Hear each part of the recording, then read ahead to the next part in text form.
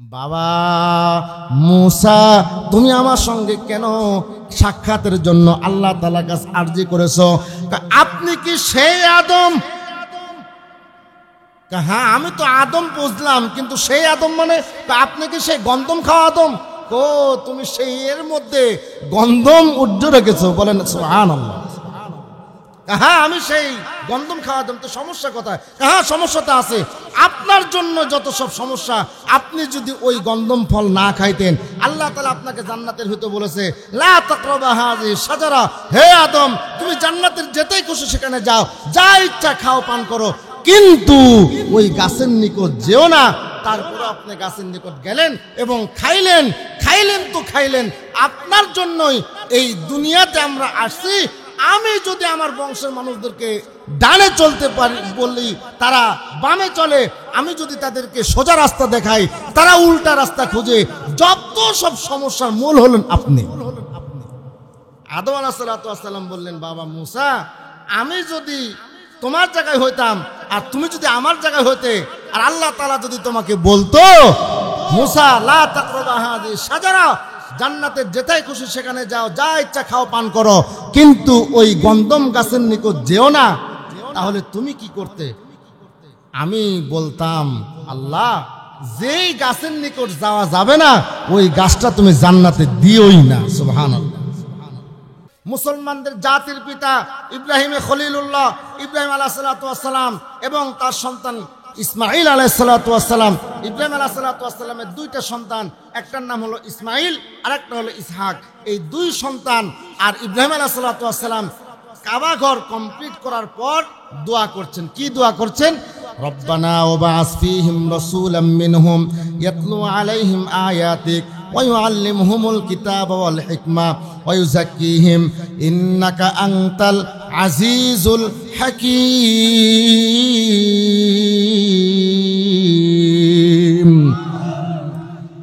ইব্রাহিম আলাইহিস সালাম আল্লাহ তাআলার কাছে দোয়া করছেন, রব্বুল আলামিন, আমার বংশের মধ্যে এমন একজন রসুল পাঠায় দেন, যেই রসুলের বিশুদ্ধ কোরআনের তেলাওয়াত হবে, এলেম দ্বারা ভরপুর থাকবে, হিকমত দ্বারা ভরপুর থাকবে। যত গুণ আছে সমস্ত গুণগুলি আমার বংশের মধ্যে এই শেষ নবীকে পাঠিয়ে দিয়ে এবং তার মধ্যে এলেম হিকমত দ্বারা ভরপুর আপনি করে দেন। ইব্রাহিম আলাইহিস সালাম এইভাবে দোয়া করছেন। পিছন থেকে ইসমাইল আলাইহিস সালাম বললেন আমিন। ইমাম সাহেবরা যখন হাত উঠায়, আমরা কিন্তু ইমাম সাহেবের সঙ্গে পিছনে পিছনে বলে আমিন আমিন। কথা বলেন ঠিক কিনা? আল্লাহ তাআলা আপনি আমাদের দোয়াকে আপনি কবুল করেন। এইভাবে ইব্রাহিম আলাইহিস সালাম দোয়া করলেন, পিছন থেকে ইসমাইল আলাইহিস সালাম দোয়ার জন্য হাত উঠাইলেন এবং আমিন বললেন। ইসমাইল আলাইহিস সালামের আরেক ভাই ইসহাক আলাইহিস সালাম তিনিও বললেন, আমার বাবা শেষ নবীর জন্য দোয়া করেছেন। এখন দেখার বিষয় হলো আমার আব্বার দোয়া কতটুক ফল প্রসূত হয়। আমার আব্বা জান দোয়া করছেন শেষ নবী আমাদের বংশের মধ্যে আসবে। এখন দেখার বিষয় শেষ নবী কোন বংশের মধ্যে আসে, আমার বংশের মধ্যে আসে নাকি আমার ভাই ইসমাইল বংশের মধ্যে আসে।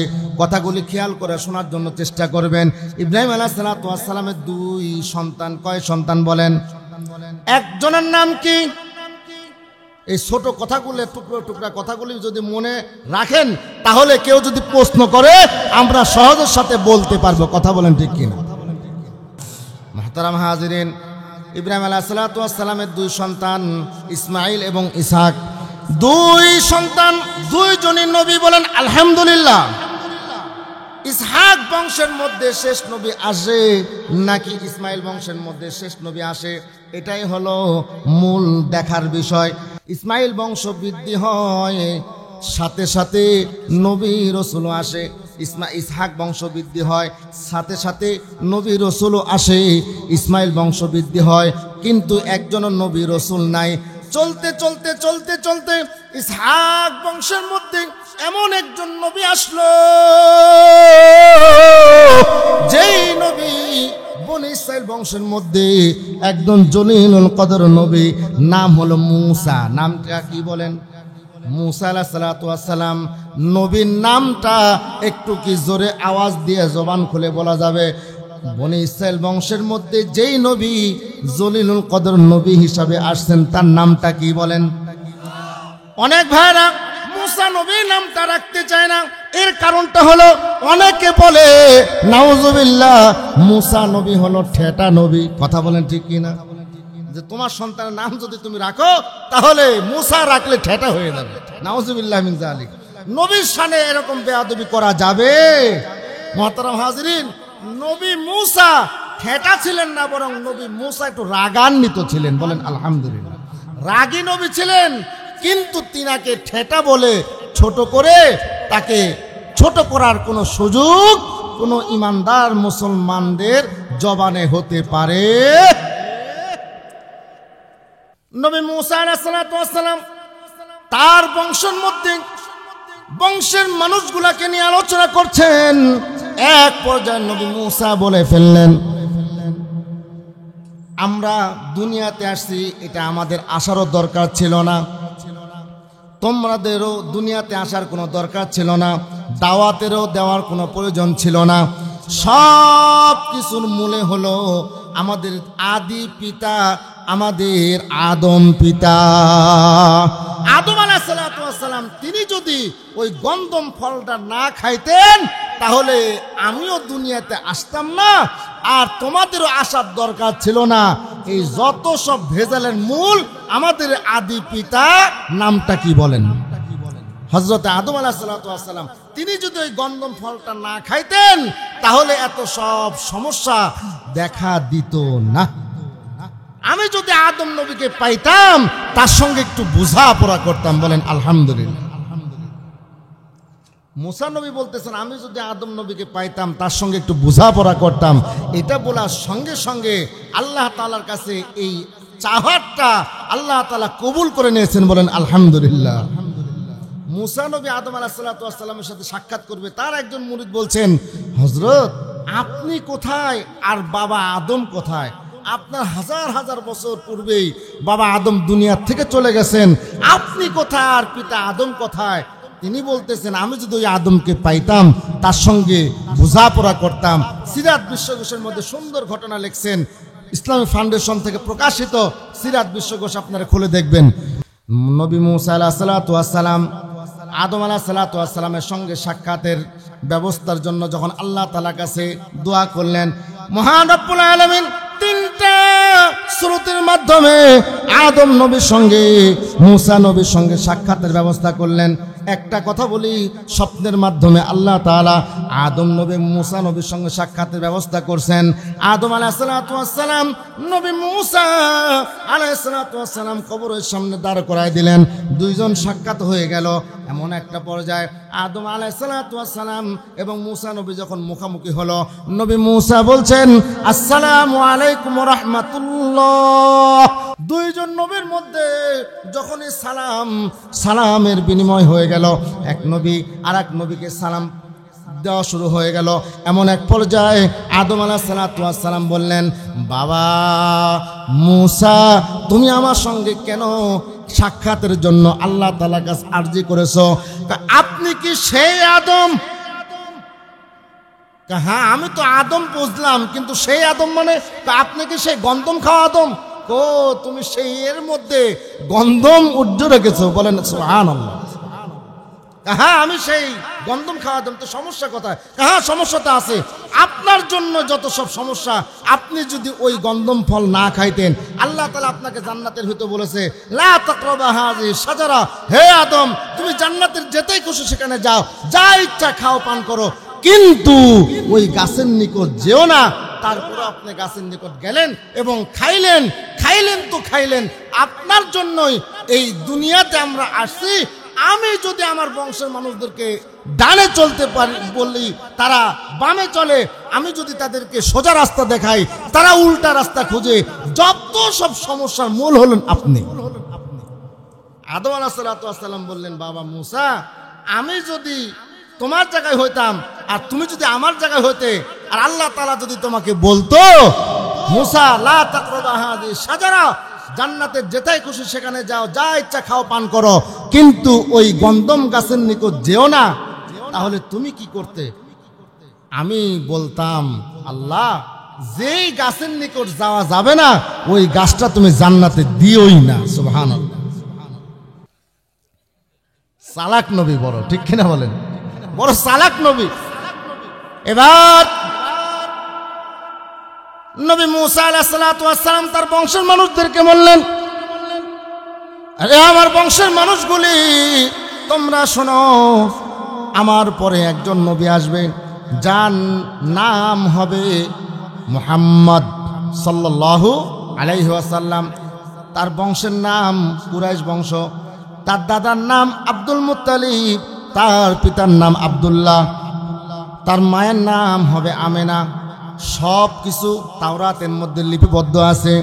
যদি তোমরা এই নবীকে পাও তাহলে তোমরা সেই নবীকে তোমরা মেনে নিও। এই একই কথা আমি শর্ট করে দিলাম। ঈসা আলাইহিস সালাতু ওয়াস সালাম তার বংশের মানুষদেরকে বললেন, রে আমার হাওয়ারীরা,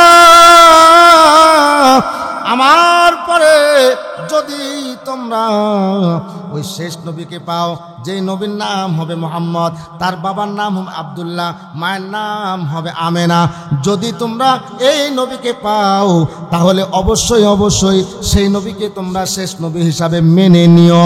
এই হলো সমস্যা। বর্তমান সময়ে আমরা যারা আছি এবং পৃথিবীর মধ্যে যে সমস্যাগুলি চলতেছে, বলেন তো ভাই, আজ পর্যন্ত কোনো খ্রিস্টান এবং ইহুদি আমাদের শেষ নবী হিসাবে কি তারা মানে? শেষ নবী মুহাম্মদকে তারা মানে না।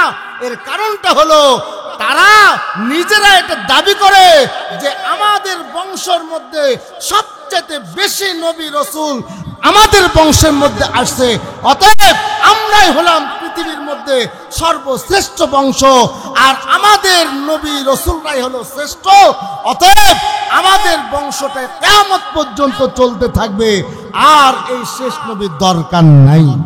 নাউজুবিল্লাহ বল।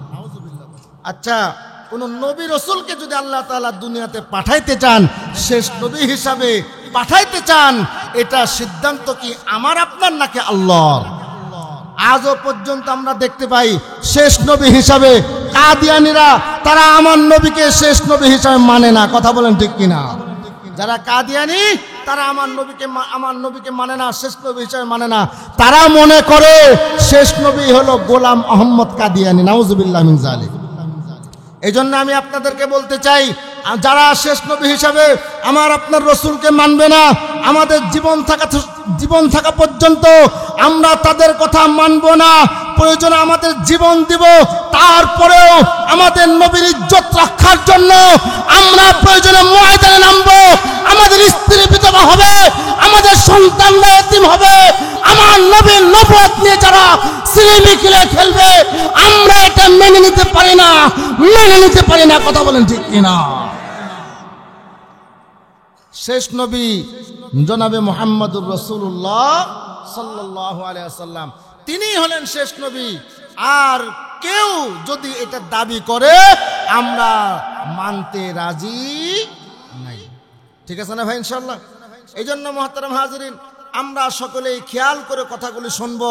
এই বর্তমান সময় ইহুদি নাসারা আমাদের কি কি ক্ষতি করে, আমি সংক্ষিপ্ত আকারে আপনাদেরকে বোঝানোর জন্য চেষ্টা করছি। তাহলে ইহুদি বংশের মানুষগুলি তারা বলল শেষ নবী আমাদের নবী মুসা, এটাই হবে। আর খ্রিস্টানরা তারা বলল শেষ নবী হিসাবে আমাদের নবী ঈসাকে আমরা মানি, আর নতুন ভাবে শেষ নবী আসার প্রয়োজনীয়তা নাই। এটা তারা মানে না, এবং শুধু মানে না বলেই ক্ষান্ত হন নাই, বরং শেষ নবী যেন দুনিয়াতে না আসে এই একটা তারা ষড়যন্ত্র তারা করেছিল। জোরে বলা যাবে কি নাউজুবিল্লাহ? আমাদের মধ্যে অনেক গ্রুপ আছে না ভাই? বহু গ্রুপ আছে। এই গ্রুপের শেষ নাই। ইসলামটাকে আজকে আমরা নিজেরা টেনে হেঁচড়ে শেষ করে ফেলতেছি। এজন্য আমি আমার বয়ানের মধ্যে বলে থাকি, একজন আল্লাহর বান্দা মুরব্বী বেটা, তিনি ঈদের দিন, সামনে ঈদের দিন, দর্জির কাছে গিয়ে পাঞ্জাবি পায়জামা বানানোর জন্য দর্জি বেটার কাছে গেল। পাঞ্জাবি পায়জামা মাপটা দিল। মাপ দেওয়ার পর পাঞ্জাবি পায়জামা বানানো কমপ্লিট হয়ে গেল। ঈদের দিন রাত্রিবেলা মুরব্বী বেটা বললেন, আগামীকালকে তো ঈদের দিন, নামাজে যাব, ঈদের নামাজ পড়তে যাব, অতএব আমার যে পাঞ্জাবি আর পায়জামাটা আছে, এই পাঞ্জাবি আর পায়জামাটা একটু পরে দেখি কেমন হয়। জামাটা পরছে ঠিক আছে, পায়জামাটা যখন পরছে প্রয়োজনের বেশি আধ হাত লম্বা হয়ে গেছে। মানে পায়জামা তো টাকুর উপর থাকা দরকার, কিন্তু দর্জি বেটা এমন একটা পায়জামা বানাইছে টাকনুর নিচের থেকে আরো আধ হাত লম্বা। কয় হাত লম্বা? আধ হাত লম্বা। এবার মুরব্বী বেটা বড় চিন্তায় পড়ে গেল, আগামীকালকে সকালবেলা ঈদের দিন, এই রাত্রিবেলা আমি দর্জিকে কোথায় গিয়ে পাবো? তার তো হাতে অনেক কাজ, অতএব ঝামেলা করার দরকার নাই। আমি আমার বিবিকে গিয়ে বলে পায়জামাটা কেটে একটু ছোট করে দিবে। এবার তার বিবির কাছে গিয়ে বলতেছে, বিবি রে, আমার এই পায়জামাটা একটু কেটে ছোট করে দাও, কারণ মুরব্বী আগামীকালকে ঈদের নামাজ পড়ার জন্য যাবে। এই জিনিসটা যখন মুরব্বী বেটা তার স্ত্রীকে বলল, স্ত্রী বলতেছেন, স্বামী গো, আমার হাতে অনেক কাজ, আগামীকালকে সকালবেলা আপনার ছেলে গোস্ত রুটি খেয়ে নামাজে যাবে। দেখেন কতগুলা গোস্তগুলা সামনে, মশলা বাটা নিয়ে বড় ব্যস্ত হয়ে আছে। এবার মুরব্বী বেটা পায়জামাটা নিয়ে তার বেটার বউয়ের কাছে গেল, গিয়ে বলতেছে, মারে, তোমার শাশুড়ির কাছে গিয়েছিলাম, তোমার শাশুড়িটা আমার এই পায়জামাটা একটু বড় হয়ে গেছে, কেটে ছোট করার জন্য বললাম, কিন্তু তোমার শাশুড়িও সময় পাইল না। ও মা, আমি তোমাকে বলি মা, আমার এই পায়জামাটা তুমি একটু কেটে ছোট করে দিবানি। এবার মুরব্বীর বৌমা বলে, আব্বা গো, আপনার ছেলে অনেক মশলাপাতির জন্য আমাকে দিয়েছে, আগামীকালকে সকালবেলা আপনার ছেলে সকাল সকাল ঘুম থেকে উঠবে, উঠে এই খাবারগুলি কমপ্লিট করে সে ঈদগাহে যাবে, অতএব আব্বা জান আমি এই কাজটা করতে পারবো না। এবার মুরব্বী বেটার মুখটা মলিন হয়ে গেল। মুরব্বী বেটা তার ছোট্ট মেয়ের কাছে গিয়ে বলতেছে, মা রে, তোর মায়ের কাছে গেলাম, তোর মাকে বললাম, তোর ভাবিকে বললাম, তাদের সময় হলো না, তোকে একটু বলি মা, আমার এই পায়জামাটা একটু কেটে তুই একটু ছোট করে দে। এবার তার মুরব্বীর ছোট মেয়েটা দুইটা হাত সামনে বাড়া দিয়ে বলতেছে, আব্বা গো, দেখেন আমার দুই হাতে মেহেদি আছে, আমি আপনার পায়জামাটা কেমন কেটে ছোট করে দিব। মুরব্বী বেটার মনটা খারাপ করে এবার আল্লাহর বান্দা পায়জামাটা তাকের উপর রেখে শুয়ে পড়ল। মনটা ভারী, পায়জামাটা তাকের উপর রেখে দিল। গভীর রাত্রিবেলায় মুরব্বীর স্ত্রী চাচি আম্মা তিনি চিন্তা করছেন, আমার স্বামীর বয়স হয়ে গেছে, আগামীকালকে ঈদের দিনে ঈদের নামাজ পড়বে, অতএব আমার স্বামীর পায়জামাটা একটু বড় হয়ে গেল, এই পায়জামাটা কেটে একটু ছোট করে দিই। এবার মুরব্বীর স্ত্রী এই পায়জামাটা আধাত কেটে সুন্দর করে সাইজ করে সেলাই করে রেখে দিল। তারপর তার বেটার বউ বলতেছে, আমার শ্বশুরের তো বয়স হয়ে গেছে, আমার শ্বশুর বড় আফসোস, আমার শ্বশুরের কাজটা আমি করে দিতে পারলাম না, আমার শ্বশুর তো বড় চিন্তার মধ্যে পড়ে যাবে, আগামীকালকে ঈদের নামাজে যাবে, আমার এই কাজটা যদি আমি কমপ্লিট করে না দিই তাহলে আমার তো অবস্থা খারাপ হয়ে যাবে। এবার মুরব্বীর বেটার বউ আদাত কেটে সুন্দর করে সাইজ করে রেখে দিল। তারপর তার ছোট্ট মেয়েটা আসলো, আগামীকালকে যদি আমার আব্বার কাছে ঈদ পরবে চাই, আমার আব্বা কিন্তু ঈদ পরবে আমাকে দিবে না, কারণটা হলো আমার আব্বার পায়জামাটা আমি কেটে ছোট করি নাই, কোনো দেখাশোনা ছাড়া তার মেয়েটাও আদাত কেটে সুন্দর করে সাইজ করে রেখে দিল। মুরব্বী বেটা সকালবেলা ঘুম থেকে উঠে ফজরের নামাজ পড়ে সেই যখন বাড়িতে আসছে ঈদের নামাজে যাবে, এমন সময় জামাটা পরেছে, পায়জামাটা যখনই পরবে দেখে আর পায়জামা নাই, হয়ে গেছে আন্ডার প্যান্ট। আপনারা তো হাসলেন, এটার মধ্যে একটা শিক্ষণীয় বিষয় হলো বর্তমান সময় ইসলামটাকে নিয়ে যেইভাবে টানা হেঁচড়া চলছে, ও মুসলমান, আজও পর্যন্ত যদি আমরা ঘুমিয়ে থাকি তাহলে কিন্তু ইসলামটাকে ইহুদি নাসারা, হিজবুত তাওহীদ, কাদিয়ানি খ্রিস্টানরা ইসলামটাকে শেষ করে ফেলবে। কথা বলেন ঠিক কিনা? এই জন্য আমাদের জীবন থাকতে ইসলামের কোনো ক্ষতি হতে আমরা দিতে পারি না। কারা কারা রাজি আছি দুই হাত তুলে আল্লাহরে দেখায়, লিল্লাহে তাকবীর, নারে তাকবীর, হাত নামান। মুহতারাম হাজিরিন, আমার আলোচনা একেবারে শেষ পর্যায়ে আমি নিয়ে আসছি। এবার ইহুদি এবং খ্রিস্টানদের দুইটা দল, তারা একটা গোল মিটিং করলো। গোল মিটিং করে সিদ্ধান্ত নিল শেষ নবী ইসমাইল বংশে আসবে না ইসহাক বংশের মধ্যে আসবে। এটা বড় জিনিস নয়। ইসমাইল বংশওয়ালারা মানুষ মনে করে আমাদের শেষ নবী আমাদের বংশের মধ্যে আসবে। ইসহাক বংশের মানুষগুলি তারা ভাবে শেষ নবী আমাদের বংশের মধ্যে আসবে। এই দুই বংশের মানুষগুলি তারা সিদ্ধান্ত নিল শেষ নবী যেন দুনিয়াতে না আসতে পারে তার একটা ব্যবস্থা করার দরকার। এবার তারা সিদ্ধান্ত নিয়ে ষড়যন্ত্র করে তারা সকলেই মিলে পরামর্শ সাপেক্ষে একটা টিম গঠন করলো। 17 জনের একটা টিম। এই 17 জনের মধ্যে একজন চিফ লিডার বানালো। আর এই 17 জন তেজস্বী যুবক তারা আপনার নবীর পিতা আব্দুল্লাহকে হত্যা করার জন্য তারা সিদ্ধান্ত নিল। বড় বড় পাদ্রীরা সিদ্ধান্ত নিল যদি শেষ নবীকে তোমরা দুনিয়াতে আসতে না দাও তাহলে তার পিতাকে হত্যা করতে হবে। যদি পিতাকে হত্যা করতে পারো রে তাহলে শেষ নবীর আসার রাস্তা বন্ধ হয়ে যাবে। কিন্তু শেষ নবী আল্লাহ তাআলা এই দুনিয়ার মধ্যে পাঠাবেন, আল্লাহ পাকের সিদ্ধান্ত কেউ হটাইতে পারে না।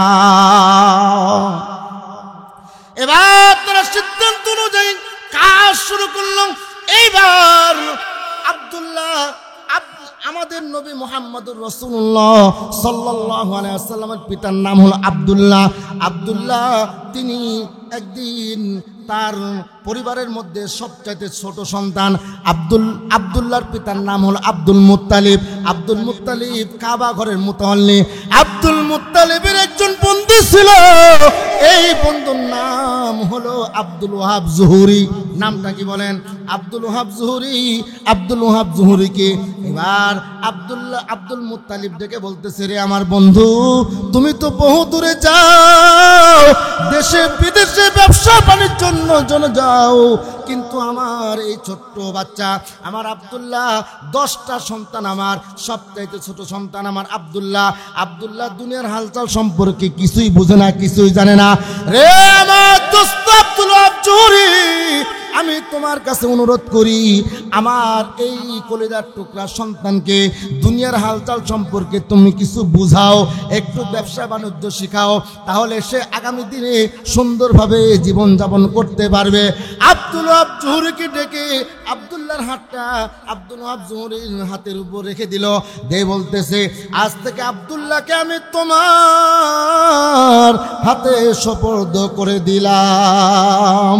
আব্দুল্লাহকে নিয়ে আব্দুল ওয়াহাব জুহুরি ইয়ামেন দেশে ব্যবসা বাণিজ্যের জন্য রওনা হয়ে গেল।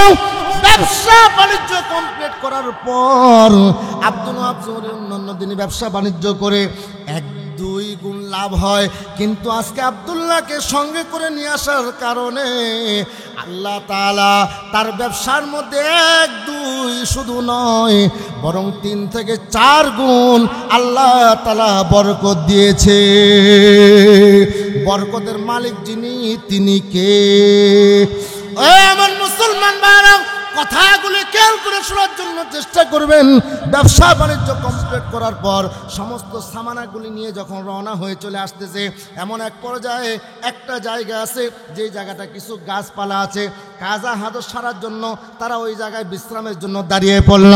আব্দুল ওয়াহাব জুহুরি আব্দুল্লাহকে বলে, বেটা আব্দুল্লাহ, আমি তোমাকে এখানে রেখে গেলাম, এই সমস্ত মাল সামান এখানে থাকলো, এই মাল সামানগুলো তুমি পাহারা দিবা, কিন্তু এখান থেকে তুমি খবরদার লড়বা না। আব্দুল্লাহ বলে, ও আমার চাচা, আপনি টেনশন করবেন না, আপনি যান। আপনি কোথায় যাবেন? বলে, আমি একটু কাজা হাজত সেরে আসবো। আপনারা যারা এখানে বসা আছেন বলেন তো, কাজা হাজতটা কি? বলেন, কাজা হাজত কাকে বলে? এই দেখেন, একজন বলতেছে কাজা নামাজ। কাজায় হাজত হলো পোশাক পায়খানা, জরুরত। কি বলেন? জরুরত। এগুলো আমরা তো বুঝবো না, কারণ আমরা তো মাদ্রাসায় পড়ি নাই। আর এই মাদ্রাসায় যারা পড়ে, ছোট্ট ছোট্ট নাবালক শিশু যারা প্লে নার্সারিতে পড়ে, এই সমস্ত বাচ্চাদেরকে আমাদের হুজুররা কাজায় হাজত শিখায়। কথা বলেন ঠিক কিনা? এখানে যারা আমরা আমরা বসে আছি, যদি আমরা বলি ভাই বলেন তো গোসলের ফরজ কয়টি, আমাদের বলার অনেকেরই সম্ভব হবে না। গোসলের ফরজ 3টি। গোসলের ফরজ কয়টি ভাই বলেন, জোরে বলেন। গোসলের 3 ফরজ, জোরে বলেন। গোসলের 3 ফরজ: গড়গড়া সহিত কুলি করা, নাকে নরম জায়গায় পানি পোষানো, সমস্ত শরীর ধৌত করা, এইটা হলো গোসলের ফরজ। যদি এই গোসলের ফরজ কেউ আদায় না করে, তার নামাজ রোজা কিচ্ছু হবে না। যতক্ষণ পর্যন্ত সেই ফরজ আদায় না করবে, তার সমস্ত কিছু শেষ হয়ে যাবে, নস্যাৎ হয়ে যাবে। এখনো পর্যন্ত আমরা যারা আছি, এখানে বসে আছি, আপনারা কি রাগ করতেছেন ভাই? আলোচনা চলবে কতক্ষণ দেখি? সারা রাতের পক্ষে কারা কারা করে সব বোনায় হাত নামান। সারা রাত ওয়াজ করাও সম্ভব না, সারা রাত ওয়াজ শোনাও সম্ভব না। এখন প্রায় 11টা, তারপর আবার প্রধান বক্তা আছে, কথা বোঝেন নাই? এই জন্য ভাই, সারা রাতের জন্য যারা হাত তুলেছেন, এই নিয়তের বরকতে আল্লাহ পাক বরকত দান করে। ইন্নামাল আমালু বিন্নিয়াত। যারা নিয়ত করবে, আল্লাহ তাআলা বরকত দেওয়ার মালিক, আল্লাহ বরকত দিবেন। কথা বলেন ঠিক কিনা? যারা সারা রাত ওয়াজ শোনার জন্য হাত তুলেছেন, আল্লাহ তাআলা সারা রাত ওয়াজ শুনলে যে সওয়াব হতো, সেই সওয়াব তার আমলনামা দান করেছেন। বলেন সুবহানাল্লাহ। মুহতারাম হাজিরিন, আমি আর সাইড টকিং করব না। আমি আপনাদের সামনে গুরুত্বপূর্ণ কিছু কথা নিয়ে আলোচনা করতে চাই। আমার আলোচনা একেবারে শেষ পর্যায়ে। ও মুসলমান ভাইরা, এবার আব্দুল্লাহ কাজা হাজত, তার চাচা কাজা হাজত সারার জন্য আব্দুল্লাহকে বসায় রাখলো, মনে আছে না নাই? এই মাদ্রাসাগুলির মধ্যে ছোট্ট ছোট্ট বাচ্চাগুলি, তারা এখানে লেখাপড়া করে। এই বাচ্চাগুলি কিন্তু আমার আপনার সন্তান। কথা বলেন ঠিক কিনা? আমার আপনার সন্তান। এই বাচ্চাগুলি মাদ্রাসায় লেখাপড়া করে, যাদের নাক টিপলে এখনো দুধ বের হয়, এই সমস্ত বাচ্চাগুলিও কিন্তু এখানে লেখাপড়া করে। কথা বলেন ঠিক কিনা? এই ছোট্ট ছোট্ট নাবালক শিশুরা, তারা প্রসাব পায়খানা করার জন্য ওস্তাদকে যখন হাত 1 আঙ্গুল উঠায়, ওস্তাদ বুঝতে পারে এই বাচ্চার প্রসাব লেগেছে। 2 আঙ্গুল যখন উঠায়, তখন বুঝতে পারে তার পায়খানা চেপেছে। 3 আঙ্গুল যখন উঠায়, তখন ওস্তাদ বুঝতে পারে ওই বাচ্চার ওযু ছুটে গেছে, ওযু করার দরকার। এই দিন শরীয়ত ইসলাম যেই জায়গা শেখানো হয়, এই জায়গাটার নামটা কি? জবান খুলে সকলে বলেন। এই মাদ্রাসা রাখার দরকার আছে না নাই? মাদ্রাসার পক্ষে কারা কারা হাতটা তুলে দেখায় একবার? লিল্লাহে তাকবীর। এই মাদ্রাসা যদি না থাকে, এলেম থাকবে না। এলেম যদি না থাকে, তাহলে মানুষ যখন মারা যাবে, কুকুর শিকারের মতন মারা যাবে, জানাজা দেওয়ার মতন কোনো মানুষ পাওয়া যাবে না। কথা বলেন ঠিক কিনা? এই মাদ্রাসার দরকার আছে না নাই? এই মাদ্রাসাগুলি খালি কি এমনি পরিচালিত হয়, না অর্থ লাগে? অর্থ লাগে। এই মাদ্রাসাগুলি অর্থ দিতে হয়, নিজের জান মাল দিয়ে খাটতে হয়, মেহনত করতে হয়, তাহলেই না এই মাদ্রাসাটা পরিচালিত হবে। কথা বলেন ঠিক কিনা? এখানে মাদ্রাসাটা উন্নয়ন করার জন্য আজকের এই মাহফিল, ঠিক কিনা ভাই? এই মাদ্রাসাটা উন্নয়ন হোক, বড় হোক, হাজার হাজার ছাত্র এই এলাকা থেকে আলেম, হাফেজ, মুফতি, মুহাদ্দিস হয়ে বের হয়ে যাক, এরকম আমরা সকলে চেষ্টা করব তো ইনশাআল্লাহ। যে জায়গায় বড় জামিয়া হবে, সে এলাকার মধ্যে আল্লাহ পাকের রহমত আর নসরত আসতেই থাকবে। বলেন সুবহানাল্লাহ। মুহতারাম হাজিরিন, আব্দুল্লাহ এইবার সমস্ত মাল সামানা নিয়ে বসে আছে। এমতো অবস্থায় আব্দুল ওয়াহাব জোহরি তিনি কাজা হাজত সারার জন্য গেলেন। এইদিকে ওই যে 17 জন তেজস্বী যুবক, তারা মুহাম্মদ সাল্লাল্লাহু আলাইহি সাল্লামের পিতাকে হত্যা করার জন্য তারা রওনা হয়েছে। ঘোড়ার পিঠের উপর উঠে এক পর্যায়ে তারা সকলেই মিলে রওনা হয়ে গেল আব্দুল্লাহকে হত্যা করবে। চলছে তো চলছে, চলতে তো চলছে। আব্দুল্লাহ কিভাবে তাকে হত্যা করবে, এই ষড়যন্ত্রে তারা লিপ্ত আছে। তাদের কিতাবের মধ্যে তারা পড়েছে আব্দুল্লাহ, তার নামটা হবে আব্দুল্লাহ, তার মায়ের নাম হবে, তার পিতার নাম হবে আব্দুল মুত্তালিব, এবং তার বংশ হবে কুরাইশ বংশ, পৃথিবীর মধ্যে সর্বশ্রেষ্ঠ বংশ। তার পিতা হলো কাবা ঘরের মুতাওয়াল্লি। এই সব কিছু তারা কিতাবের মধ্যে পেয়েছে। তার বংশের উরুসদার সন্তান হবে মুহাম্মাদুর রাসূলুল্লাহ। আর একবার জোরে সোরে বলা যাবে কি? সাল্লাল্লাহু আলাইহি ওয়াসাল্লাম। সাল্লাল্লাহু আলাইহি ওয়াসাল্লাম আল্লাহ নবী তার বংশের মধ্যে আসবে, শেষ নবীর পিতা আব্দুল্লাহ তাকে হত্যা করার জন্য ষড়যন্ত্র করেছে। ও আমার মুসলমান ভাইয়েরা আমার, আব্দুল্লাহ কিন্তু সন্তান জন্ম দিয়েছে, কিন্তু সে দেখতে পায় নাই। আমার আপনার নবী জনাবে মুহাম্মদুর রাসূলুল্লাহ সাল্লাল্লাহু আলাইহি সাল্লাম দুনিয়াতে আসার পূর্বেই তার আব্বা দুনিয়ার থেকে চলে গেছেন। কথা বলেন ঠিক কিনা? আল্লাহ রাসূল সাল্লাল্লাহু আলাইহি সাল্লামের ছোট্ট বয়স, জনাবে মুহাম্মদুর রাসূলুল্লাহ সাল্লাল্লাহু আলাইহি সাল্লাম ছোট্ট মানুষ, তার আম্মাকে সঙ্গে করে নিয়ে আবুয়া নামক কবরস্থানে যাওয়ার জন্য রওনা হয়ে গেল। আমার পিতা আব্দুল্লাহকে আমি চোখে দেখি নাই। ছোট্ট ছোট্ট বাচ্চাদের আব্বা যখন খেলার সাথীরা একসঙ্গে খেলাফেরা করে, একসঙ্গে খেলাধুলা করে, প্রত্যেকটা বাচ্চার বাপ মা এসে তাকে নিয়ে যায়, কিন্তু আমার পিতাকে আমি চোখে দেখি নাই। আমার আব্বাও একদিনের জন্য আসে না আমাকে কোলেতে উঠায় নেওয়ার জন্য। ও মুসলমান ভাইরা আমার, আল্লাহ রাসূল সাল্লাল্লাহু আলাইহি সাল্লাম নীরবে একা একা বসে চোখের পানি ছেড়ে দিয়ে কান্দে আর চিন্তা করে, আজকে যদি আমার আব্বাও দুনিয়াতে জীবিত থাকতো তাহলে আমার আব্বাও আমার বন্ধুদের মতন তারাও তাদের যেমন পিতার কোলে উঠে আমিও আমার আব্বার কোলে উঠতে পারতাম। আজকে আমার আব্বা নাই, আফসোস আর কষ্ট নিয়া নবী মুহাম্মদুর রাসূলুল্লাহ তিনি নীরবে বসে বসে চোখের পানি ছাড়ে আর কান্দে। আল্লাহ তাআলা নবী মুহাম্মদুর রাসূলুল্লাহ সাল্লাল্লাহু আলাইহি ওয়াসাল্লাম তাকে তার পিতার চেহারা দেখাবেন না। এর মধ্যে হিকমত আল্লাহ পাকই ভালো জানেন। এবার আব্দুল্লাহর কলিজার টুকরা সন্তান আমার আপনার নবী মুহাম্মদুর রাসূলুল্লাহ সাল্লাল্লাহু আলাইহি ওয়াসাল্লাম তার আম্মাকে বলতেছে, আম্মা গো, আমার আব্বাকে তো চোখে দেখি নাই, আমার আব্বার কবরের জিয়ারতটা আমি করতে চাই। আম্মার সঙ্গে রওনা হয়ে গেল কবর জিয়ারত করার জন্য। ওই আবুয়া নামক কবরস্থানে গিয়ে যখন তার কবরের সামনে গিয়ে আব্বা আব্বা বলে ডাকে,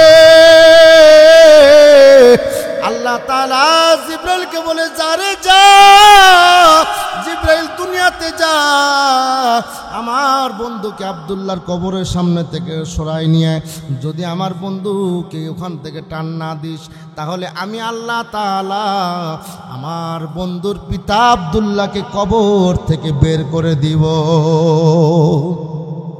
এমত অবস্থায় জিবরাইল আমিন এসে মুহাম্মদুর রাসূলুল্লাহ সাল্লাল্লাহু আলাইহি সাল্লামের হাতটা ধরে টান দিলেন।